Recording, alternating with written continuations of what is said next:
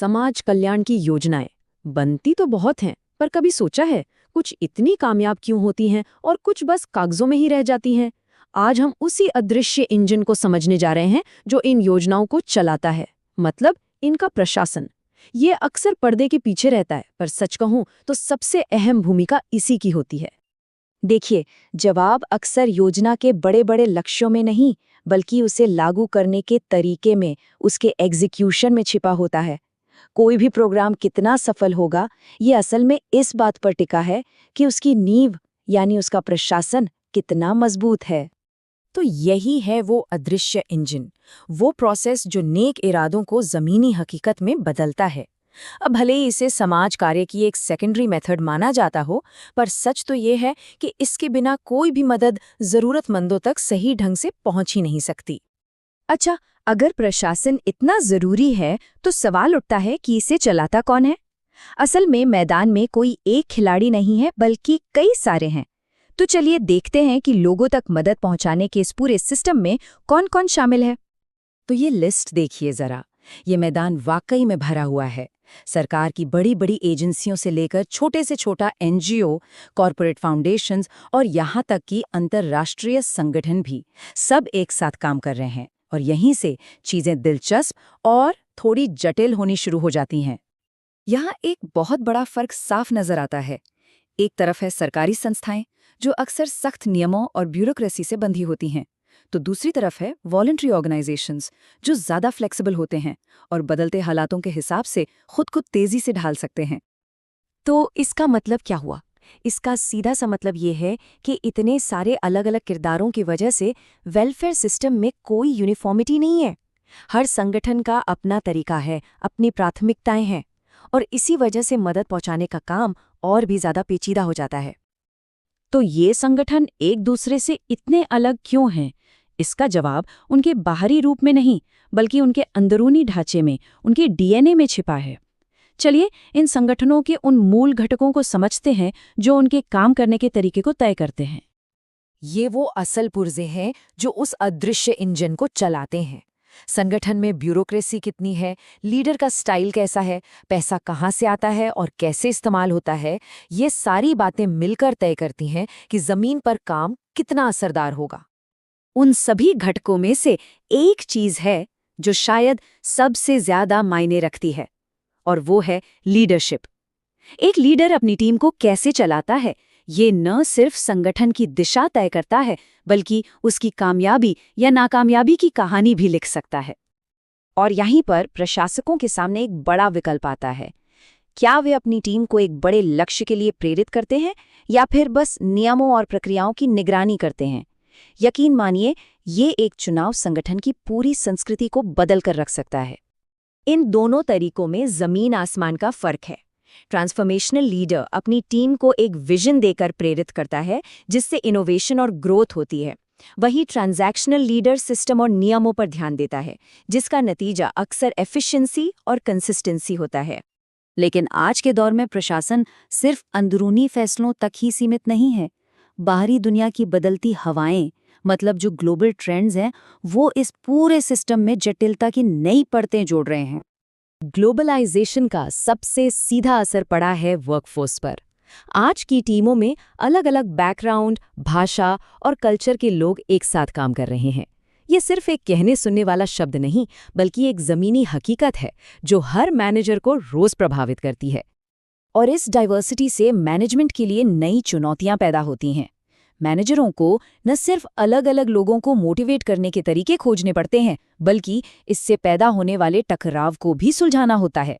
और अगर इन सब पर ध्यान न दिया जाए, तो नतीजा होता है बर्नआउट, यानी कर्मचारियों की थकान, जो पूरे मिशन को ही खतरे में डाल सकती है। और ये हमें हमारे मूल विचार पर वापस लाता है कि प्रभावी प्रशासन सिर्फ नियम और कानून का खेल नहीं है, ये असल में इंसानों को समझने की कला है। अलग अलग तरह के लोगों को एक साझा लक्ष्य के लिए एक साथ लाने की एक डायनामिक चुनौती। तो ये एक वाकई में जटिल पहेली है, और इन प्रशासनिक टुकड़ों को समझना ही इसे सुलझाने का पहला कदम है। जब हम इस अदृश्य इंजन को बेहतर ढंग से समझेंगे, तभी हम ये पक्का कर पाएंगे कि कल्याण कार्यक्रम असल में उन लोगों तक पहुंचे जिन्हें इसकी सबसे ज्यादा जरूरत है। नमस्कार। कभी सोचा है कि कुछ कंपनियों में काम करना इतना आसान क्यों लगता है, जबकि कुछ दूसरी कंपनियों में हर छोटा काम एक चुनौती जैसा महसूस होता है? तो इसका जवाब छुपा है उस कह सकते हैं अनदेखे ढांचे में जो हर संगठन को चलाता है। ये सिर्फ नियमों की बात नहीं है, बल्कि इसमें रिश्ते, प्रभाव और इंसानी बर्ताव भी शामिल हैं। चलिए आज इसी की गहराई में उतरते हैं। तो सबसे पहला सवाल तो यही उठता है कि किसी भी संगठन के काम करने के पीछे असल में होता क्या है? क्या ये सिर्फ ऊपर से आने वाले आदेश होते हैं या फिर पर्दे के पीछे कुछ और भी काम कर रहा होता है? असल में बात यह है कि कोई भी ऑर्गेनाइजेशन वो सिर्फ रूल्स पर नहीं चलता, वो तो रिश्तों और असर का एक बहुत पेचीदा जाल होता है। एक तरफ है लिखे हुए नियम और दूसरी तरफ है लोगों के बीच के अनौपचारिक रिश्ते, और यही दोनों मिलकर तय करते हैं कि काम असल में होगा कैसे। आज हम इन सभी चीजों को 5 हिस्सों में समझेंगे। हम शुरुआत करेंगे प्राधिकार और शक्ति के बीच के फर्क से, फिर नौकरशाही के ढांचे को देखेंगे। इसके बाद हम ये जानने की कोशिश करेंगे कि कर्मचारियों को क्या चीज़ मोटिवेट करती है, फिर लीडरशिप की भूमिका को समझेंगे और आखिर में इन सभी को एक साथ जोड़कर देखेंगे। तो हमारा पहला पड़ाव है प्राधिकार बनाम शक्ति। ये वो दो बुनियादी ताकतें हैं जो किसी भी संगठन में कंट्रोल और प्रभाव की कहानी लिखती हैं। अच्छा, तो अथॉरिटी यानी प्राधिकार, इसे ऐसे समझिए जैसे ये मैनेजर की कुर्सी हो। ये वो हक है जो उस कुर्सी के साथ आता है, जिससे वो फैसले ले सकता है। ये अधिकार पद से जुड़ा है, उस पर बैठे इंसान से नहीं, और ये पूरी तरह से संस्था की तरफ से दिया जाता है। और फिर इसके ठीक उलट है पावर यानी शक्ति। ये किसी कुर्सी या पद पर निर्भर नहीं करती। ये किसी इंसान की अपनी काबिलियत है, उसका अपना करिश्मा है, जिससे लोग उसकी बात सुनते हैं, भले ही वो कागज पर मैनेजर न हो। ये पूरी तरह से व्यक्तिगत होती है। तो इन दोनों में सबसे मजेदार फर्क पता है क्या है? अथॉरिटी पद के साथ आती है और चली जाती है, लेकिन पावर इंसान के साथ रहती है। एक आपको आदेश देने का हक देती है, जबकि दूसरी लोगों को अपनी मर्जी से आपके साथ चलने के लिए तैयार करती है। लेकिन सवाल यह है कि यह पावर आती कहां से है? फ्रेंच और रेवन में इसके 5 स्रोत बताए हैं। देखिए, पहली तो है लेजिटिमेट पावर। ये तो सीधे सीधे पद से आती है, जैसे किसी सीईओ के पास होती है। लेकिन एक होती है एक्सपर्ट पावर, जो किसी के ज्ञान से आती है, जैसे वो कोडर जिसकी जगह कोई और नहीं ले सकता। इसी तरह इनाम देने की ताकत, सजा देने की ताकत, या फिर सिर्फ अपने अच्छे व्यक्तित्व से भी पावर मिलती है। चलिए अब देखते हैं कि ये सब एक फॉर्मल स्ट्रक्चर में कैसे फिट बैठता है। हम बात करेंगे ब्यूरोक्रेसी की, जो किसी भी बड़े संगठन की रीढ़ की हड्डी होती है। मैक्स वेबर ने एक आइडियल ब्यूरोक्रेसी का एक ब्लूप्रिंट दिया था।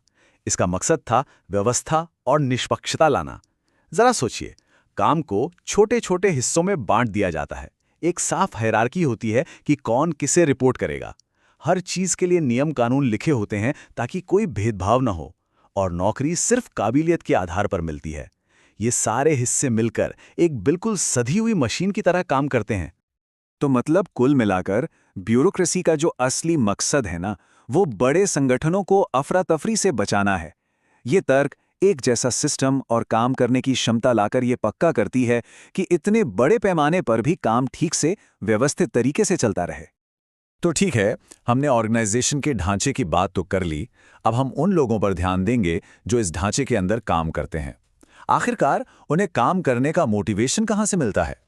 अब्राहम मैस्लो की थ्योरी मोटिवेशन को एक पिरामिड की तरह देखती है।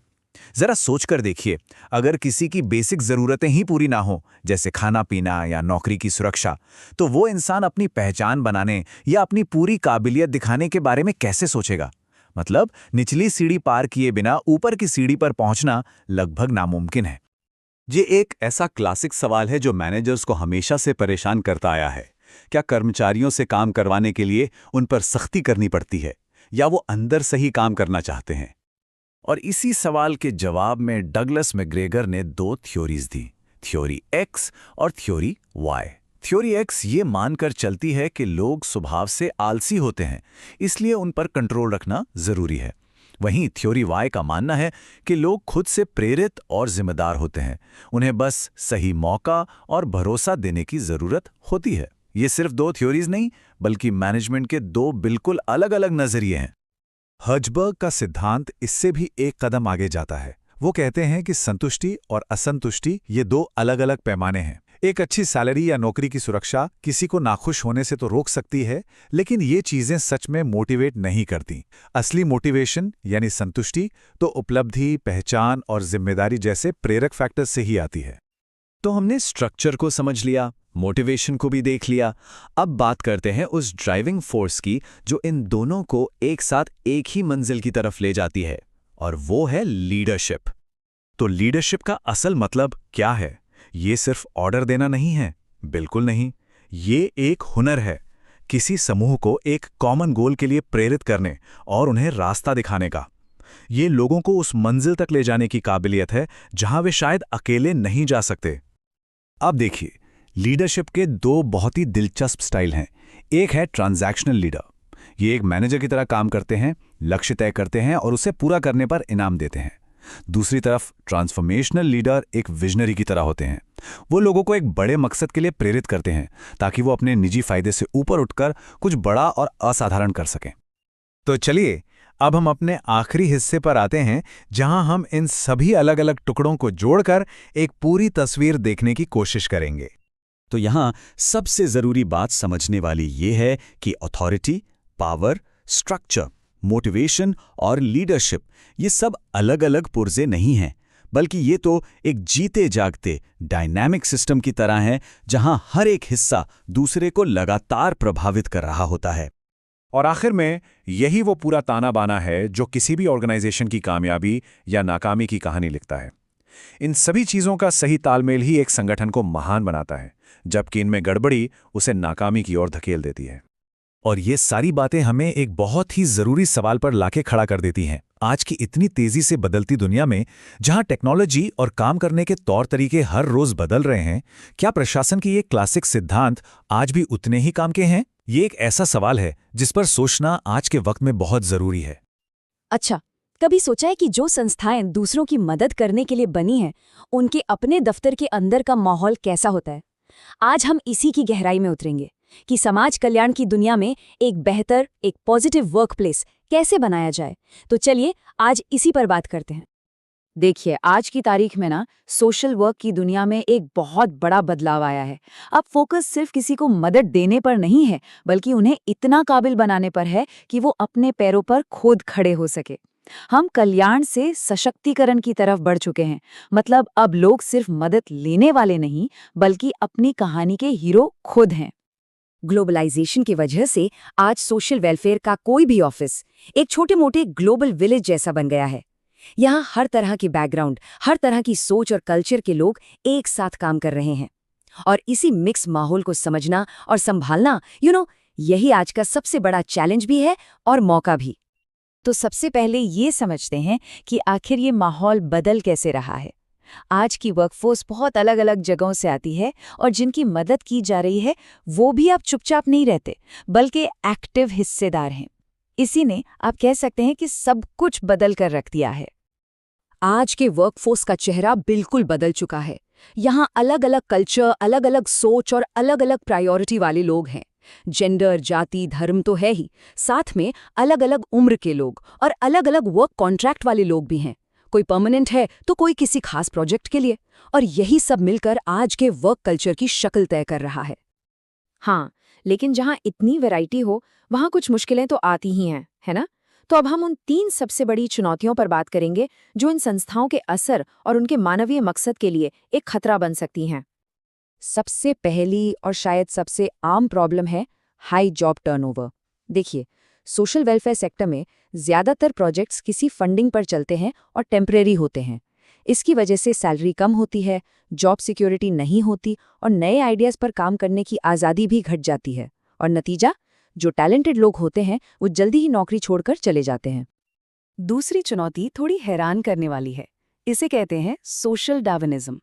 सोचिए ज़रा, एक ऐसा फील्ड जिसका मकसद ही दूसरों की मदद करना है, वहाँ संस्थाएं और कर्मचारी आपस में ही कंपटीशन कर रहे हैं। फंडिंग पाने के लिए ये जो गला काट होड़ है ना, ये टीम वर्क की आत्मा को ही खत्म कर देती है। और तीसरी चुनौती, ये बहुत ही पर्सनल है, बहुत ही ह्यूमन है। पर्सनल और प्रोफेशनल लाइफ का टकराव। सोशल वर्कर्स भी तो इंसान ही हैं। जब उनकी अपनी जिंदगी में स्ट्रेस बढ़ता है तो काम पर दूसरों के लिए हमदर्दी और निष्पक्षता बनाए रखना बहुत मुश्किल हो जाता है। ये एक ऐसी सच्चाई है जिसे हम अक्सर नजरअंदाज कर देते हैं। तो सवाल ये है कि इन प्रॉब्लम्स का सल्यूशन क्या है। अब हम उन बेसिक प्रिंसिपल्स पर फोकस करेंगे जो एक हेल्दी और पॉजिटिव वर्क एनवायरनमेंट बनाने के लिए एकदम जरूरी हैं। देखिए, यहाँ हमारे सामने दो रास्ते हैं। एक रास्ता है पुरानी सख्त ब्यूरोक्रेसी का, जो सिर्फ नियमों और कागजी कार्रवाई में फंसा रहता है। और दूसरा रास्ता है एक ह्यूमन सेंट्रिक कल्चर का, जो फ्लेक्सिबल है, अच्छे रिश्तों को तवज्जो देता है और सबसे ज़रूरी उस हीलिंग टच यानी इंसानियत को महत्व देता है जो किसी के जख्मों पर मरहम लगा सके। चॉइस बिल्कुल क्लियर है। तो असल में लक्ष्य क्या है? लक्ष्य है एक ऐसा माहौल बनाना जहां हर कोई एक दूसरे की इज्जत करे, एक दूसरे पर भरोसा करे और ये समझे कि सब एक दूसरे पर निर्भर हैं। जब ये पॉजिटिव रिश्ते बनते हैं ना, तभी कोई भी संस्था अपने असली मिशन तक पहुंच पाती है। अच्छा, तो बातें तो हो गई, पर इसे असलियत में कैसे किया जाए? चलिए अब कुछ प्रैक्टिकल स्टेप्स देखते हैं, खासकर मैनेजर्स के लिए, कि वो इस पॉजिटिव कल्चर को बनाने और बनाए रखने के लिए क्या कर सकते हैं। एक अच्छी कल्चर की नींव आप कह सकते हैं 4 पिलर्स पर टिकी होती है। पहला, स्टाफ का मोराल और मोटिवेशन हमेशा हाई रखना। दूसरा, सबको आगे बढ़ने के बराबर मौके देना बिना किसी भेदभाव के। तीसरा, हर बड़े फैसले में सबकी राय लेना।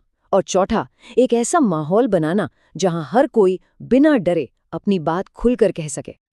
एक अच्छे मैनेजर में ना सिर्फ काम कराने की काबिलियत नहीं होनी चाहिए, उसे एक बेहतरीन कम्युनिकेटर होना चाहिए, स्ट्रेस मैनेज करना आना चाहिए और प्रॉब्लम सॉल्व करनी आनी चाहिए। उसे टीम बनाना और अगर कोई झगड़ा हो तो उसे सुलझाना भी आना चाहिए। ये 10 स्किल्स सिर्फ एक लिस्ट नहीं, बल्कि एक कामयाब लीडर का पूरा रोड मैप हैं। और इन सब स्किल्स के पीछे एक लीडर के फैसलों को गाइड करने के लिए 4 बेसिक वैल्यूज होनी चाहिए। अपनी टीम को काम करने की आज़ादी देना यानी ऑटोनॉमी, सबके साथ बराबरी का बर्ताव यानी इक्वालिटी, उन्हें जॉब की सिक्योरिटी का एहसास दिलाना और आगे बढ़ने के नए नए मौके देना। जब ये वैल्यूज किसी कल्चर का हिस्सा बन जाती हैं तो अच्छी लीडरशिप अपने आप पनपती है। तो अब हम आते हैं सबसे ज़रूरी सवाल पर कि ये सब करने का फ़ायदा क्या है, ये कल्चर इतना मायने क्यों रखता है। चलिए अब सीधे सीधे देखते हैं कि ऑफिस के अंदर के माहौल का बाहर दी जाने वाली सर्विस पर क्या असर पड़ता है। इतनी सारी बातें, इतनी सारी कोशिशें, इन सब का आखिर मकसद क्या है? सिर्फ एक, सबसे ज़रूरी चीज़ नंबर 1, एक मोटिवेटेड और कमिटेड स्टाफ। क्योंकि दिन के आखिर में यही लोग हैं जो ज़मीन पर काम करते हैं, और अगर वो खुद खुश और प्रेरित नहीं हैं तो वो दूसरों की मदद असरदार तरीके से कैसे कर पाएंगे। ये एक बहुत सीधी सी, सिंपल सी इक्वेशन है। जब एक संस्था के अंदर का माहौल अच्छा होता है, जब एम्प्लॉयर और एम्प्लॉई के रिश्ते मजबूत होते हैं, तो इसका सीधा और पॉजिटिव असर उन लोगों के साथ बने रिश्तों पर पड़ता है जिनकी सेवा के लिए वो संस्था बनी है। और आखिर में ये एक सवाल है जो हमें सोचना चाहिए, क्या एक अच्छा मैनेजमेंट सिर्फ कंपनी की कामयाबी का एक टूल है, या ये अपने आप में सोशल जस्टिस यानी सामाजिक न्याय का ही एक रूप है? इस सवाल पर सोचना हमें इस पूरे टॉपिक पर एक नया नजरिया देता है। हम सब रोजाना बातचीत करते हैं, राइट? पर क्या कभी इस पर गौर किया है कि यही आम सी लगने वाली बातचीत जब सही तरीके से इस्तेमाल हो तो सिर्फ एक बिजनेस को ही नहीं बल्कि पूरे के पूरे समाज को बदल सकती है। आज हम इसी शक्तिशाली कनेक्शन को समझने वाले हैं। चलिए इसी जबरदस्त आइडिया से शुरू करते हैं। ये सिर्फ कहने की बात नहीं है, ये एक हकीकत है। कम्युनिकेशन किसी भी टीम या कोशिश की धड़कन है, उसकी जान है। इसके बिना कोई भी ऑर्गेनाइजेशन बस एक बेजान ढांचा है। तो ठीक है, अगर कम्युनिकेशन किसी भी ऑर्गेनाइजेशन की जान है, उसकी लाइफ ब्लड है, तो सवाल ये उठता है कि ये जान, ये शक्ति आखिर बहती कैसे है, इसके रास्ते क्या हैं? तो किसी भी ऑर्गेनाइजेशन के लिए अच्छा कम्युनिकेशन इतना ज़रूरी क्यों है? सबसे पहले तो ये पक्का करता है कि टीम में हर कोई एक ही पेज पर हो, जिससे कोई कन्फ्यूजन ना हो। लेकिन सबसे ज़रूरी बात, ये एक 2 वे स्ट्रीट होनी चाहिए। ये कोई 1 वे ट्रैफिक नहीं हो सकता कि बस ऊपर से ऑर्डर आए। जानकारी नीचे से ऊपर भी जानी चाहिए। अच्छा, तो ये इन्फॉर्मेशन ऊपर से नीचे और नीचे से ऊपर आखिर जाती कैसे है? इसके रास्ते क्या हैं? चलिए, इस पूरे फ्लो के स्ट्रक्चर को ही समझते हैं। देखिए, इन्फॉर्मेशन का ये फ्लो जो है वो मेनली 3 डायरेक्शंस में होता है। पहला है अधोगामी, मतलब डाउनवर्ड, जब सीनियर से जूनियर्स तक ऑर्डर्स या कोई जानकारी पहुंचती है। दूसरा है ऊर्ध्वगामी, यानी अपवर्ड, जहां जूनियर्स से सीनियर्स तक फीडबैक या सवाल पहुंचते हैं। और तीसरा है क्षैतिज, यानी हॉरिजॉन्टल, जो एक ही लेवल के सहकर्मियों के बीच तालमेल के लिए होता है। अब ये जो पूरा फ्लो है ना, ये 2 चैनलों से होकर गुजरता है। पहला है औपचारिक, जो ऑर्गेनाइजेशन के तय रास्तों जैसे मेमो और रिपोर्ट से चलता है, और दूसरा है अनौपचारिक, जिसे ग्रेप वाइन भी कहते हैं। ये कर्मचारियों की आपसी बातचीत से पैदा होता है। और मजे की बात यह है कि ये जो अनौपचारिक चैनल है ना, ये अक्सर ऑफिशियल चैनल से कहीं ज्यादा तेज और ज्यादा पावरफुल भी साबित होता है। अब यहाँ से कहानी में एक बहुत ही इंटरेस्टिंग ट्विस्ट आता है। जरा सोचिए, क्या होगा अगर हम ऑर्गेनाइजेशन के अंदर काम करने वाले इन प्रिंसिपल्स को बाहर की दुनिया पर लागू कर दें? क्या कम्युनिकेशन का इस्तेमाल समाज को बदलने के लिए किया जा सकता है? इसका जवाब है बिल्कुल हाँ। और बस यहीं पर एंट्री होती है सोशल मार्केटिंग की। कोटलर और एंड्रीसन जैसे एक्सपर्ट्स के मुताबिक इसका मतलब है हम कमर्शियल मार्केटिंग के टूल्स और आइडियाज का इस्तेमाल करते हैं लोगों को अच्छे काम करने के लिए, अच्छे व्यवहार अपनाने के लिए मोटिवेट करने के लिए। ऐसा व्यवहार जिससे सिर्फ उनका ही नहीं बल्कि पूरी सोसाइटी का फायदा हो। तो सवाल ये है कि ये सोशल मार्केटिंग आखिर काम कैसे करती है? इसके लिए एक बहुत ही प्रैक्टिकल टूल किट है, जिसे हम जानते हैं सामाजिक बदलाव के 5 P's के नाम से। ये 5 सिद्धांत किसी भी सफल सोशल कैंपेन की नींव होते हैं। ये हैं वो 5 P's: product, price, place, promotion और पोजिशनिंग। आप इसे किसी भी सामाजिक अभियान का ब्लूप्रिंट समझ सकते हैं। चलिए, इसे और आसानी से समझने के लिए एक रियल लाइफ एग्जाम्पल लेते हैं। मान लीजिए एक कैंपेन है जो कॉन्डोम के इस्तेमाल को बढ़ावा देता है। तो यहाँ प्रोडक्ट क्या है? प्रोडक्ट कोई चीज नहीं बल्कि कॉन्डोम इस्तेमाल करने की आदत है। और प्राइस, ये सिर्फ पैसों की बात नहीं है, इसमें वो झिझक, वो शर्मिंदगी, वो साइकोलॉजिकल कॉस्ट भी शामिल है। प्लेस का मतलब है आसान उपलब्धता, जैसे लोकल दुकानों पर। और प्रमोशन वो कैंपेन है जो जानकारी देकर एक पॉजिटिव माहौल बनाता है। और अब आता है 5वां P, और सच कहूं तो सबसे जरूरी P, पोजिशनिंग। इसका सीधा सा मतलब है कि आप उस चॉइस को, उस व्यवहार को लोगों के दिमाग में कैसे पेश करते हैं। गोल सिर्फ एक है, फायदे को बहुत बड़ा दिखाना और लागत को एकदम छोटा। पोजिशनिंग का जादू देखिए। एक तरफ कंडोम के इस्तेमाल को जोड़ा जाता है मन की शांति, सुरक्षा और कंट्रोल जैसी पॉजिटिव चीजों से, और दूसरी तरफ इसका इस्तेमाल ना करने को दिखाया जाता है स्वास्थ्य के खतरों, जोखिम और चिंता की भारी कीमत के तौर पर। मैसेज एकदम क्लियर है, सुरक्षा को चुनिए, चिंता को नहीं। तो देखिए, हमने शुरुआत की थी एक ऑफिस के अंदर होने वाले कम्युनिकेशन से, और हम पहुंच गए हैं पूरे समाज को बदलने की तकनीक तक। आखिर इन दोनों को जोड़ता क्या है? और अंत में हम इसी एक नतीजे पर पहुंचते हैं। बात चाहे एक टीम को मैनेज करने की हो या फिर किसी सोशल कैंपेन को चलाने की, सिद्धांत एक ही रहता है। किसी भी असरदार बदलाव की नींव हमेशा एक ही चीज होती है, एक साफ, सोचा समझा और सही तरीके से पेश किया गया मैसेज। तो ये विश्लेषण हमें इसी सवाल के साथ छोड़ जाता है। जरा सोचिए, हमारे समाज की सबसे बड़ी चुनौती क्या है? और आज जो सिद्धांत हमने समझे, उनका इस्तेमाल करके उस चुनौती से निपटने के लिए एक पावरफुल मैसेज कैसे डिजाइन किया जा सकता है? कभी सोचा है किसी भी ऑर्गेनाइजेशन और आम जनता के बीच एक मजबूत रिश्ता आखिर बनता कैसे है? ये सिर्फ अच्छा काम करने से नहीं होता, इसके लिए एक स्ट्रेटेजिक ब्रिज, एक रणनीतिक सेतु बनाना पड़ता है, और इसी सेतु को हम कहते हैं जनसंपर्क या पब्लिक रिलेशंस। तो चलिए आज इसी स्ट्रेटेजिक ब्रिज को थोड़ा और करीब से समझते हैं। तो सबसे पहला और सबसे बड़ा सवाल कि आखिर किसी भी ऑर्गेनाइजेशन को जनसंपर्क की यानी पीआर की जरूरत ही क्यों है? क्या ये बस एक फालतू का खर्च है? अब ये सवाल मन में आना बिल्कुल लाजमी है। भाई, अगर कोई ऑर्गेनाइजेशन अच्छा काम कर ही रहा है तो लोगों को अपने आप पता चली जाएगा, है ना? पर असल में मामला इतना सीधा है नहीं। और हाँ, एक बहुत बड़ी गलतफहमी है जिसे यहीं दूर कर लेना चाहिए। पीआर का काम किसी खराब चीज को अच्छा दिखाना या उस पर पर्दा डालना बिल्कुल नहीं है। क्यों? क्योंकि एक झूठी इमेज, एक झूठी छवि ज्यादा दिन तक टिकी नहीं सकती। तो फिर पीआर का असली मकसद है क्या? देखिए, इसका काम सिर्फ इमेज बनाना नहीं है।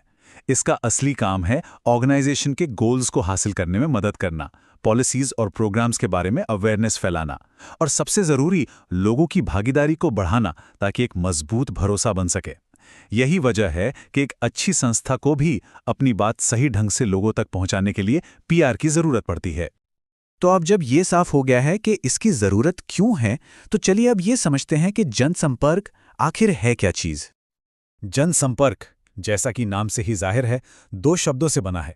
पहला है जन यानी पब्लिक। अब इस पब्लिक में कौन कौन आता है? इसमें ऑर्गेनाइजेशन के कर्मचारी से लेकर समाज के लोग और वो टारगेट ग्रुप भी शामिल हैं जिन तक पहुंचना है। एक कामयाब पीआर के लिए यह समझना बहुत जरूरी है कि ये लोग कौन हैं, इनकी सोच क्या है, इनके वैल्यूज क्या हैं। और दूसरा शब्द है संपर्क या रिलेशंस। इसका मतलब है वो रिश्ता, वो एक इमेज जिसे ऑर्गेनाइजेशन बहुत सोच समझकर एक कॉन्शियस डिसीजन के साथ जनता के बीच बनाना चाहता है। ये कोई अपने आप होने वाली चीज नहीं है, इसे बाकायदा बनाया जाता है। अमेरिका के the institute of public relations की परिभाषा इसे बहुत अच्छे से समझाती है। ये कहते हैं कि पीआर एक सोचा समझा, प्लान्ड और लगातार चलने वाला एफर्ट है, एक संगठन और उसकी पब्लिक के बीच आपसी समझ बनाने का। यहां सबसे जरूरी शब्द पर ध्यान दीजिए, लगातार। मतलब ये कोई वन टाइम एक्टिविटी नहीं है, ये एक कंटिन्यूअस प्रोसेस है। पीआर के एक पायनियर माने जाने वाले एडवर्ड बर्नेज इस बात को एक कदम और आगे ले जाते हैं। उनके हिसाब से पीआर क्या है? ये इंफॉर्मेशन, पर्सुएशन और एडजस्टमेंट के जरिए किसी काम, किसी कॉज या किसी इंस्टीट्यूशन के लिए पब्लिक सपोर्ट जुटाने की एक कोशिश है। यहां 3 शब्द की हैं: सूचना, अनुनय और समायोजन। अच्छा, यहां एक बहुत जरूरी फर्क समझना होगा। पब्लिक रिलेशंस और पब्लिसिटी, ये दोनों एक ही चीज नहीं है। अक्सर लोग कंफ्यूज हो जाते हैं। देखिए, पब्लिसिटी तो बस जानकारी फैलाने का एक तरीका है, अवेयरनेस पैदा करने का एक टूल है, जबकि पब्लिक रिलेशंस यानी पीआर वो पूरी स्ट्रैटेजिक मैनेजमेंट प्रोसेस है जिससे रिश्ते और आपसी समझ बनाई जाती है। पब्लिसिटी एक अच्छी पीआर प्लान का नतीजा हो सकती है, पर वो पीआर नहीं है। तो चलिए अब आगे बढ़ते हैं और देखते हैं कि ये पूरी प्रोसेस काम कैसे करती है। ये कोई तुक्केबाजी का खेल नहीं है, बल्कि एक वेल डिफाइंड 7 स्टेप प्रोसेस है। ये प्रोसेस एक साइकिल की तरह काम करती है। सबसे पहले मैसेज आइडेंटिफाई किया जाता है, फिर पब्लिक की अवेयरनेस को समझा जाता है, गोल्स सेट होते हैं, सही मीडियम चुना जाता है और फिर कैंपेन लॉन्च होता है। लेकिन सबसे क्रूशियल स्टेप आता है इसके बाद, वो है इवैल्यूएशन। ये जांचना कि मैसेज सही तरीके से पहुंचा भी या नहीं, और अगर नहीं पहुंचा तो कैंपेन को मॉडिफाई करके फिर से डिप्लॉय किया जाता है। ये लगातार चलता रहता है। अब इस प्रोसेस को रियल वर्ल्ड सिनेरियोज में देखते हैं, खास तौर पर उन हाई स्टेक सिचुएशंस में जहां बहुत कुछ दांव पर लगा होता है। देखिए, किसी भी पीआर एक्टिविटी का सबसे पहला काम होता है ये समझना कि ऑर्गेनाइजेशन की करंट इमेज क्या है, और फिर उस डिजायर्ड इमेज को बनाने के लिए काम करना जो वो असल में चाहती है। मतलब जो है और जो होना चाहिए उसके बीच के गैप को भरना। तो सवाल उठता है कि एक स्ट्रैटेजिक पीआर की सबसे ज्यादा जरूरत कब पड़ती है? सोचिए, जब कोई नई सर्विस या पॉलिसी लॉन्च करनी हो, जब कंपटीशन से निपटना हो या कोई कंट्रोवर्सी हो जाए, जब गलत अफवाहें फैल रही हों और उन्हें तथ्यों से काटना हो, या फिर किसी संकट के समय पब्लिक के डर को दूर करके भरोसा वापस जीतना हो। इन सभी नाजुक मौकों पर एक सोची समझी कम्युनिकेशन स्ट्रैटेजी ही है जो सारा फर्क पैदा करती है। और एक दिलचस्प बात यह है कि पीआर के टूल्स भी वक्त के साथ बदल रहे हैं। जैसे आज के डिजिटल जमाने में ब्लॉग्स ये सबसे मॉडर्न और कॉस्ट इफेक्टिव टूल्स में से एक बन गए हैं। अपनी बात सीधे और असरदार तरीके से लोगों तक पहुंचाने का एक बहुत पावरफुल जरिया। तो सबसे जरूरी बात जो हमें समझनी है वो ये है, पीआर सिर्फ अनाउंसमेंट्स करने का काम नहीं है, ये एक मैनेजमेंट फंक्शन है। एक ऐसा फंक्शन जो एक ऑर्गेनाइजेशन और उसकी पब्लिक के बीच विश्वास और समझ का एक 2 वे ब्रिज, एक 2 तरफा सेतु बनाता है। ये सिर्फ अपनी बात कहना नहीं है, बल्कि सुनना और जवाब देना भी है। और आखिर में एक सवाल जिस पर सोचा जा सकता है, किसी भी ऑर्गेनाइजेशन की जो इमेज हमें दिखती है वो कितनी ऑथेंटिक होती है और कितनी केयरफुली बनाई गई होती है। इस पर जरूर सोचिएगा। इसका नॉन प्रॉफिट्स के लिए फंड रेजिंग। तो चलिए देखते हैं कि ये सब काम कैसे करता है। तो आगे क्या क्या होने वाला है, ये रहा हमारा पूरा रोड मैप। सबसे पहले तो फंड रेजिंग है क्या और क्यों जरूरी है, फिर शुरू करने से पहले क्या क्या तैयारी करनी पड़ती है, और हाँ, जो लोग डोनेट करते हैं वो सोचते क्या हैं, उनका मनोविज्ञान क्या है। फिर देखेंगे कि कितना और कैसे मांगना चाहिए, और आखिर में लोगों तक पहुंचने के कुछ क्रिएटिव तरीकों पर भी बात करेंगे। तो चलिए सबसे पहले और सबसे जरूरी सवाल से शुरू करते हैं। आखिर ये फंड रेजिंग है क्या, और किसी भी नॉन प्रॉफिट के लिए इसकी इतनी ज्यादा जरूरत क्यों पड़ती है?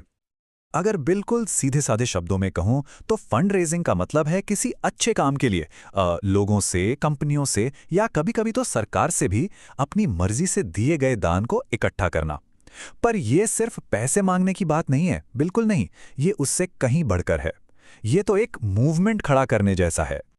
और पता है, यही बात इसे इतना खास बनाती है। ये सिर्फ पैसों का खेल नहीं है। सोचिए, जब आम लोग, मतलब कम्युनिटी के लोग इससे जुड़ते हैं ना, तो उन्हें उस काम से एक अपनापन महसूस होता है। इससे होता क्या है, एक तो बड़े बड़े नेशनल या इंटरनेशनल डोनर्स पर निर्भरता कम हो जाती है, और दूसरा लोकल लेवल पर लोगों से एक मजबूत रिश्ता बनता है। तो ठीक है, अब फंड रेजिंग के लिए मैदान में उतरने का मन बन रहा है। लेकिन एक मिनट रुकिए, इससे पहले कि किसी से 1 रुपया भी मांगा जाए, कुछ बहुत जरूरी तैयारी करनी होती है। अच्छा, लोगों को डोनेट करने के लिए एनकरेज करने का एक बहुत बड़ा इंसेंटिव क्या है? Tax benefits. देखिए, जैसे सेक्शन 80G के तहत जो भी अमाउंट डोनेट किया जाता है उस पर 50% तक का टैक्स डिडक्शन मिल सकता है, और कुछ खास प्रोजेक्ट्स के लिए तो सेक्शन 35AC के तहत ये छूट 100% तक हो सकती है। मतलब दान देने वालों के लिए ये एक बहुत बड़ा प्लस पॉइंट है। कानून अपनी जगह है, लेकिन एक और बहुत बड़ा सवाल है, एक नैतिक सवाल जिस पर हर ऑर्गेनाइजेशन को सोचना चाहिए। और वो सवाल ये है कि क्या हर किसी से, हर सोर्स से पैसा लेना ठीक है? ये सवाल जितना सीधा लगता है उतना है नहीं। जरा सोचकर देखिए, कोई हेल्थ ऑर्गेनाइजेशन है जो लोगों की सेहत के लिए काम कर रही है, और वो एक सिगरेट बनाने वाली कंपनी से डोनेशन ले ले। सुनने में ही कितना अजीब और गलत लग रहा है ना? बात यह है कि ऐसे दागी सोर्सेस से पैसा लेना ऑर्गेनाइजेशन की क्रेडिबिलिटी को, उसकी साख को फायदे से ज्यादा नुकसान पहुंचा सकता है। ओके, तो लीगल और एथिकल बातें तो हो गईं। अब आते हैं सबसे जरूरी चीज पर, लोग, मतलब जो डोनेट करते हैं वो। सवाल यह है कि लोग दान देते ही क्यों हैं? क्या चलता है उनके दिमाग में? देखिए, दान देने के पीछे ना कई वजहें हो सकती हैं। कुछ लोग होते हैं जो किसी प्रॉब्लम को लेकर सच में बहुत परेशान होते हैं, इसलिए मदद करते हैं। कुछ का उस काम से कोई पर्सनल कनेक्शन होता है, कभी कभी प्योर प्रेशर भी काम करता है, या फिर कुछ लोगों को लगता है कि ये उनकी जिम्मेदारी है, उनका कर्तव्य है।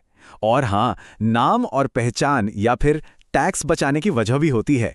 इन वजहों को समझना ही सही लोगों तक सही मैसेज पहुंचाने का पहला कदम है। तो जब हम ये समझ जाते हैं कि लोग क्यों देते हैं, तो हम बेहतर तरीके से मांग भी सकते हैं। तो अगला सवाल यही है कि मांगे कैसे? और यकीन मानिए, ये अपने आप में एक कला है। अक्सर हम ये सुनते हैं, खुलकर दान करें। लेकिन खुलकर का मतलब क्या है? 100 रुपए? 1000? ये इतना वेग है कि लोग कंफ्यूज हो जाते हैं, और कई बार तो कुछ भी डोनेट नहीं कर पाते। अब जरा इस तरीके को देखिए, कितना साफ साफ बताया गया है। यहां पता है कि 5 रुपए से एक पौधा लगेगा, या 500 रुपए से किसी के मोतियाबिंद का ऑपरेशन हो जाएगा, उनकी आंखों की रोशनी लौट आएगी। जब डोनेशन को इस तरह एक ठोस दिखने वाले नतीजे से जोड़ दिया जाता है ना, तो लोग मदद करने के लिए ज्यादा मोटिवेट होते हैं। चलिए, तो अब हमारा मैसेज तैयार है। अब सवाल यह है कि इसे लोगों तक पहुंचाया कैसे जाए। तो आइए कुछ क्रिएटिव और असरदार तरीकों पर एक नजर डालते हैं। लोगों तक इंडिविजुअली पहुंचना एक बहुत पावरफुल तरीका हो सकता है, जैसे उनसे आमने सामने बात करना, ग्रुप में प्रेजेंटेशन देना, फोन करना, या फिर एक पर्सनल लेटर भेजना। ये सब डायरेक्ट कनेक्शन बनाने के तरीके हैं। और हाँ, पुराने तरीके जैसे घर घर जाकर चंदा इकट्ठा करना, वो भी आज तक काम करते हैं। इंडिविजुअल आउटरीच के अलावा कॉर्पोरेट्स और पूरी कम्युनिटी को एंगेज करने के भी बहुत सारे मौके हैं, जैसे किसी इवेंट के लिए स्पॉन्सरशिप लेना, या कंपनियों में पेरोल गिविंग प्रोग्राम शुरू करवाना, जहां एम्प्लॉय अपनी सैलरी से थोड़ा हिस्सा डोनेट कर सकें। फंड रेजिंग इवेंट्स, मेले, प्रदर्शनियां, ये सब भी कम्युनिटी को जोड़ने के बेहतरीन तरीके हैं। तो इन सब से क्या समझ आता है? यही कि सक्सेसफुल फंड रेजिंग का मतलब सिर्फ कुछ नियमों को फॉलो करना नहीं है, इसका असली मजा तो क्रिएटिव होने में है, लगातार नए नए तरीके आजमाने में है। और ये एक ऐसी फील्ड है जो हमेशा हमेशा बदलती रहती है, इवॉल्व होती रहती है।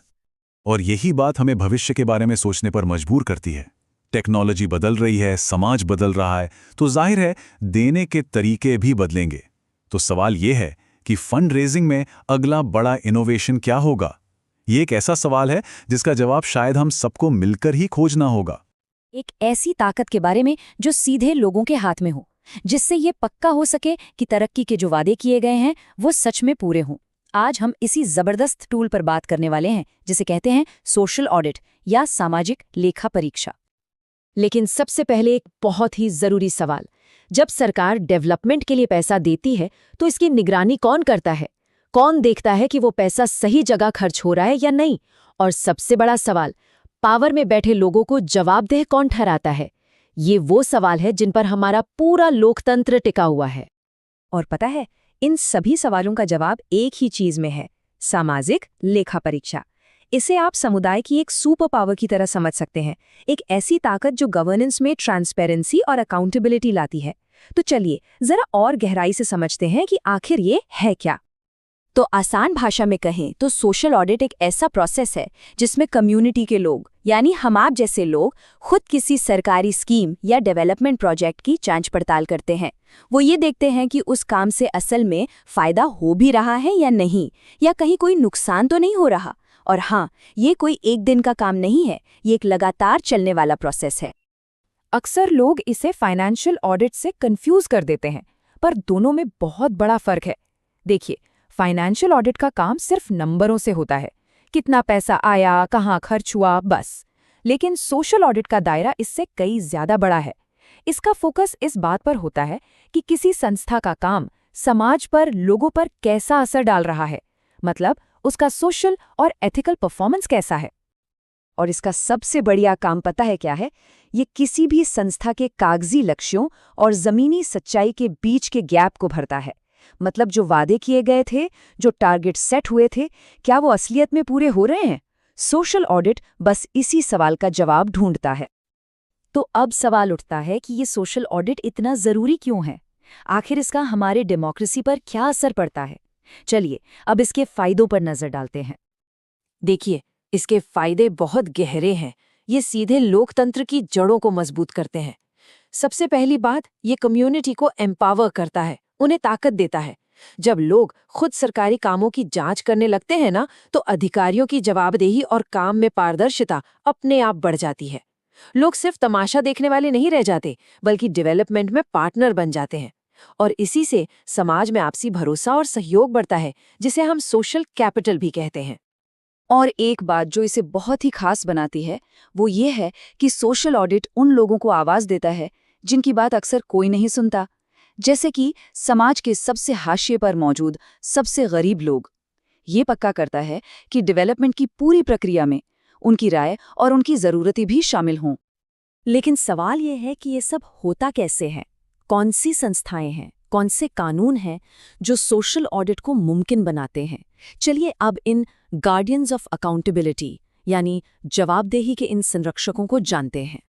भारत में अगर देखें तो सोशल ऑडिट के लिए सबसे सही और सबसे ज़रूरी प्लेटफॉर्म है ग्राम सभा।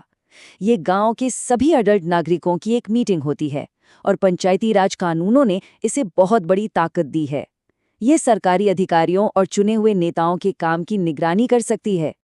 ग्राम सभा के पास जो शक्तियां हैं वो वाकई बहुत बड़ी हैं। सोचकर देखिए, वो किसी भी सरकारी स्कीम से जुड़े सारे डॉक्यूमेंट्स, मतलब बजट से लेकर बिल वाउचर तक, सब कुछ देख सकती है। वो सिर्फ हिसाब किताब की जांच ही नहीं कर सकती, बल्कि अगर कोई गड़बड़ी मिलती है तो उसके लिए जिम्मेदार कौन है, ये भी तय कर सकती है। और सबसे जरूरी बात, ये एक ऐसा मंच है जो ये पक्का करता है कि समाज के सबसे गरीब इंसान की आवाज भी सुनी जाए। ग्राम सभा तो है ही, लेकिन उसके साथ एक और बहुत बड़ा हथियार है हमारे पास, और वो है राइट टू इन्फॉर्मेशन यानी RTI एक्ट। ये कानून हर आम नागरिक को किसी भी सरकारी काम के बारे में जानकारी मांगने का हक देता है, और RTI की वजह से सोशल ऑडिट का पूरा प्रोसेस और भी ज़्यादा पावरफुल हो जाता है। ठीक है, तो अब हम ये जान चुके हैं कि सोशल ऑडिट क्या है, ये क्यों ज़रूरी है और इसे करने की पावर किसके पास है। तो अब आगे बढ़ते हैं और इसके पूरे प्रोसेस को स्टेप बाय स्टेप समझते हैं। ये पूरा प्रोसेस ना बड़े ही लॉजिकल तरीके से चलता है। इसके कुल 6 स्टेप्स हैं। सबसे पहले ये तय होता है कि प्रोजेक्ट का मकसद क्या है। फिर ये पहचाना जाता है कि इससे जुड़े लोग कौन-कौन हैं। इसके बाद ये तय करते हैं कि काम की सफलता को नापेंगे कैसे। और फिर असली काम शुरू होता है। रेगुलर मीटिंग्स करना, उन मीटिंग्स में जो तय हुआ उस पर एक्शन लेना और आखिर में ये पक्का करना कि जो भी फैसले लिए गए हैं वो लागू भी हों। और हाँ, सबसे ज़रूरी बात, इस ऑडिट से जो भी फाइंडिंग्स निकलती हैं, जो भी नतीजे सामने आते हैं, उन्हें सभी लोकल लोगों के साथ शेयर करना होता है। यही वो स्टेप है जो पूरे सिस्टम में असली ट्रांसपेरेंसी लाता है और अधिकारियों को सच में जवाबदेह बनाता है। तो कुल मिलाकर इस पूरे प्रोसेस का असली मकसद क्या है? सिर्फ हिसाब किताब चेक करना? नहीं, बिल्कुल नहीं। इसका असली मकसद है हमारे लोकतंत्र को ग्रासरूट लेवल पर, यानी ज़मीनी स्तर पर मजबूत करना, सोशल जस्टिस को बढ़ावा देना और कम्युनिटी के हर एक इंसान को इतनी ताकत देना कि वो अपने विकास की कहानी में सिर्फ एक दर्शक नहीं बल्कि एक एक्टिव पार्टनर बन सके। तो आखिर में ये सारी बातचीत हमें एक बड़े सवाल पर लाकर छोड़ देती है कि हम अपने लोकतंत्र को जमीनी स्तर पर और ज्यादा मजबूत कैसे बना सकते हैं। सोशल ऑडिट जैसी टूल्स हमें ये दिखाते हैं कि जब पावर सच में लोगों के हाथ में होती है तो एक पॉजिटिव बदलाव लाना बिल्कुल मुमकिन है। से जुड़े एक बहुत बड़े सवाल को समझने की कोशिश करेंगे और यकीन मानिए, इसका जवाब शायद आपको थोड़ा हैरान कर दे। देखिए, जब भी बात होती है किसी देश के विकास की, तो अक्सर हमारे दिमाग में क्या आता है? पैसा, बड़े बड़े प्रोजेक्ट्स, विदेशी मदद, है ना? पर क्या सच में यही वो चीजें हैं जो किसी देश को आगे बढ़ाती हैं? या असली रहस्य कुछ और ही है? हाँ, ये बात सच है कि पैसों की जरूरत होती है, लेकिन ये पूरी कहानी नहीं है। अगर सिर्फ पैसा ही विकास की गारंटी होता, तो आज दुनिया की बहुत सी समस्याएं कब की सुलझ गई होती। असलियत में विकास का जो असली इंजन है ना, वो कहीं और है। तो सवाल ये उठता है कि अगर सिर्फ पैसा नहीं, तो फिर क्या? यहीं पर एक बहुत ही पावरफुल आइडिया सामने आता है और वो है क्षमता। पर आखिर ये क्षमता है क्या भला? चलिए समझते हैं। तो क्षमता निर्माण या कैपेसिटी बिल्डिंग, सीधी सी भाषा में कहें तो इसका मतलब है लोगों को, संस्थाओं को और पूरे समाज को वो हुनर और ज्ञान देना जिससे वो अपनी दिक्कतें खुद सुलझा सकें। ये किसी को एक बार मदद देने जैसा नहीं है, बल्कि उन्हें इस लायक बनाना है कि वो भविष्य में आने वाली हर चुनौती का सामना खुद कर सकें। संयुक्त राष्ट्र विकास कार्यक्रम यानी UNDP ने इसे बहुत खूबसूरती से एक लाइन में कह दिया। वो ये नहीं कह रहे हैं कि क्षमता विकास में मदद करती है, नहीं, वो कह रहे हैं कि क्षमता ही विकास है। मतलब असली तरक्की तभी होती है जब लोग और संस्थाएं खुद कुछ करने के काबिल बनते हैं। और देखिए, ये सोच सिर्फ UNDP तक ही सीमित नहीं है। दुनिया की कई बड़ी संस्थाएं जैसे वर्ल्ड कस्टम्स ऑर्गेनाइजेशन भी यही मानती हैं। उनका कहना है कि जब लोगों का ज्ञान और हुनर बढ़ता है तो संस्थाएं अपने आप बेहतर काम करने लगती हैं। मतलब ये एक चेन रिएक्शन की तरह है। तो अब आते हैं हमारे दूसरे खंड पर। इसे विकास का इंजन क्यों कहा जाता है? ये एक बहुत अच्छी उपमा है और इसके पीछे एक गहरा मतलब छिपा है। जरा सोचिए, किसी देश के पास पैसा है, संसाधन है, लोग भी हैं, ये सब मिलकर एक बढ़िया दमदार इंजन की तरह है। लेकिन अगर किसी को पता ही नहीं कि उस इंजन को चलाना कैसे है, तो वो बस खड़ा ही रहेगा, है ना? बस यहीं पर क्षमता निर्माण काम आता है। ये वो फ्यूल है, वो ईंधन है जो उस इंजन में जान डालता है और उसे तरक्की की पटरी पर दौड़ाता है। इस फर्क को समझना बहुत जरूरी है। देखिए, एक तरफ है वित्तीय मदद। ये कुछ ऐसा है जैसे किसी भूखे को एक दिन के लिए मछली दे देना। पेट तो भर जाएगा, पर कल का क्या? दूसरी तरफ है क्षमता निर्माण। ये उस इंसान को मछली पकड़ना सिखाने जैसा है। ये उसे लंबे समय के लिए आत्मनिर्भर बनाता है ताकि वो अपने संसाधनों का सही इस्तेमाल करना सीख जाए। और जब ऐसा होता है तो इसके फायदे हर तरफ दिखाई देते हैं। जो भी सीमित संसाधन हैं, उनका बेहतरीन इस्तेमाल होता है। देश आने वाली मुश्किलों के लिए तैयार हो जाता है। शासन प्रशासन बेहतर होता है और सबसे बड़ी बात, देश आत्मनिर्भर बनता है। ठीक है, तो अब सवाल ये है कि ये क्षमता निर्माण आखिर होता कैसे है? क्या इसका कोई एक तरीका है? असल में ये 3 अलग-अलग लेकिन एक दूसरे से जुड़े हुए स्तरों पर काम करता है। तो ये 3 स्तर हैं, व्यक्ति, संस्था और समाज। ये एक पिरामिड की तरह है। नींव व्यक्ति से शुरू होती है, फिर संस्थाएं बनती हैं और सबसे ऊपर पूरा समाज खड़ा होता है। चलिए एक एक करके इन्हें देखते हैं। सबसे पहले सब कुछ शुरू होता है एक व्यक्ति से। ये कोई किसान हो सकता है जिसे खेती की नई तकनीक सिखाई जा रही है, कोई डॉक्टर हो सकता है जिसे एडवांस ट्रेनिंग दी जा रही है, या फिर कोई टीचर। जब एक एक व्यक्ति का कौशल बढ़ता है तो वो अपना काम और भी बेहतर तरीके से कर पाता है। अब सोचिए, जब ऐसे कई हुनरमंद लोग एक साथ आते हैं तो क्या होता है? वो मिलकर मजबूत संस्थाएं बनाते हैं। एक अच्छा स्कूल, एक अच्छा अस्पताल, एक अच्छी कंपनी, ये सब कुशल लोगों से ही तो बनते हैं। और ये मजबूत संस्थाएं किसी भी मुश्किल का सामना करने के लिए हमेशा तैयार रहती हैं। और आखिर में जब देश में मजबूत स्कूल, अस्पताल और कंपनियां होती हैं तो इसका असर पूरे समाज पर पड़ता है। इससे गवर्नेंस बेहतर होती है, लोग विकास के कामों में हिस्सा लेते हैं और पूरा सिस्टम विकास की ओर काम करने लगता है। ये एक लहर की तरह है जो एक व्यक्ति से शुरू होकर पूरे समाज को बदल देती है। तो चलिए अब बात करते हैं अंतिम लक्ष्य की। ये सब कुछ क्यों किया जा रहा है? इस पूरी मेहनत का मकसद क्या है? मकसद एक ही है, एक आत्मनिर्भर भविष्य बनाना।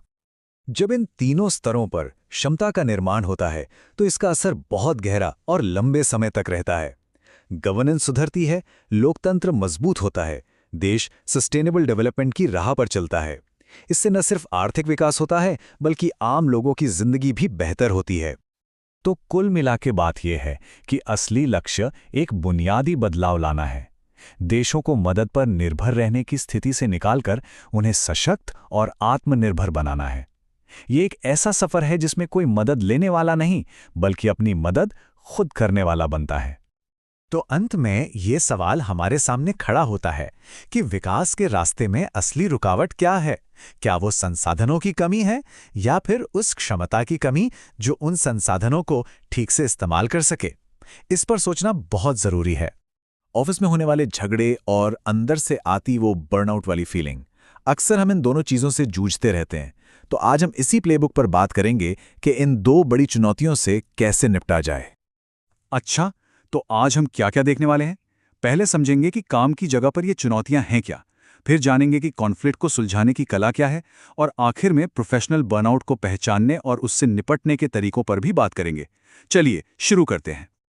देखिए, हमारी पूरी बातचीत का जो सार है वो इस एक लाइन में छिपा है।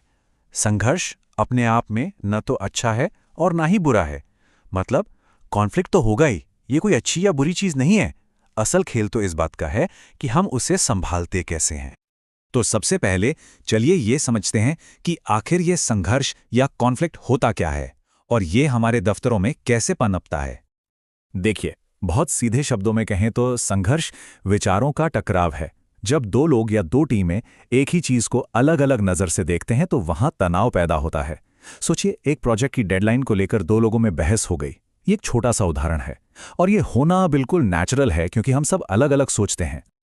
अब इंटरेस्टिंग बात यह है कि संघर्ष ना एक दो धारी तलवार जैसा है।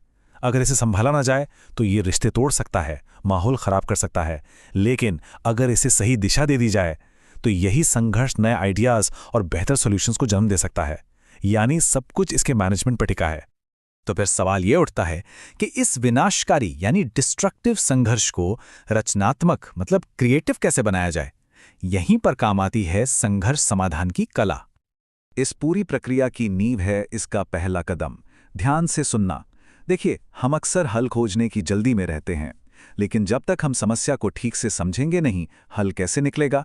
जब हम सुनते हैं तो सिर्फ जानकारी नहीं मिलती, बल्कि सामने वाले को लगता है कि उसकी बात को अहमियत दी जा रही है और वहीं से रास्ता खुलता है। अच्छा, जब मामला थोड़ा ज्यादा पेचीदा हो तो ये 3 तरीके अपनाए जा सकते हैं। बातचीत में दोनों पार्टियां खुद मिलकर हल निकालती हैं। समझौते में एक तीसरा न्यूट्रल व्यक्ति मदद करता है, पर फैसला पार्टियों का ही होता है। और मध्यस्थता में तीसरा व्यक्ति ही फैसला सुनाता है और वो दोनों को मानना पड़ता है।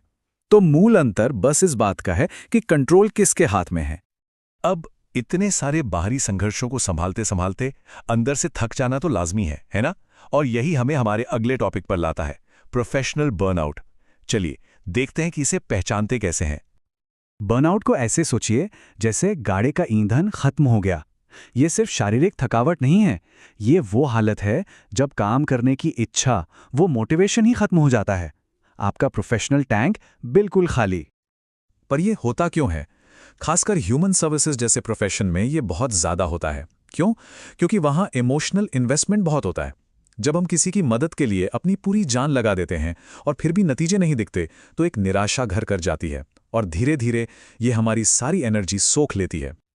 तो ठीक है, अब जब हमें ये पता है कि बर्नआउट क्यों होता है, तो सवाल है कि इससे निपटे कैसे।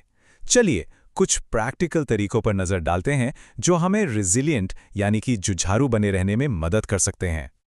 यहाँ 6 रणनीतियां बताई गई हैं और हर एक बहुत ज़रूरी है, लेकिन 2 पर खास ध्यान देना चाहिए। पहला, हर चुनौती को एक सीखने का मौका समझें, इससे हमारा नज़रिया ही बदल जाता है। और दूसरा, अपने काम और निजी जिंदगी के बीच एक साफ लाइन खींचें। जब ऑफिस का काम खत्म, तो मतलब खत्म। ये उस खाली टैंक को फिर से भरने के लिए बहुत ज़रूरी है। तो आखिर में पूरी बात का निचोड़ क्या है? यही कि एक अच्छा लीडर सिर्फ अपनी टीम के झगड़े ही नहीं सुलझाता, बल्कि अपनी अंदरूनी एनर्जी को भी मैनेज करता है। असल में ये दोनों स्किल एक ही सिक्के के 2 पहलू हैं। तो ये बात याद रखने वाली है, एक असरदार प्रशासक सिर्फ बाहरी लड़ाइयां नहीं जीतता, वो अपने अंदर की लड़ाई भी जीतता है। और इस प्लेबुक को समझना ही सही मायनों में एक कामयाब और मजबूत लीडर बनने की कुंजी है। उम्मीद है दोस्तों आपको यह वीडियो पसंद आया होगा और सब कुछ अच्छे से समझ आया होगा। अगर वीडियो अच्छा लगा तो कमेंट करके ज़रूर बताएं, चैनल को सब्सक्राइब करें, वीडियो को लाइक करें और ऐसे ही महत्वपूर्ण जानकारी सभी तक पहुंचाने के लिए इसे शेयर जरूर करें। फिर मिलते हैं अगली वीडियो में नई जानकारी के साथ। तब तक के लिए धन्यवाद। जय हिंद।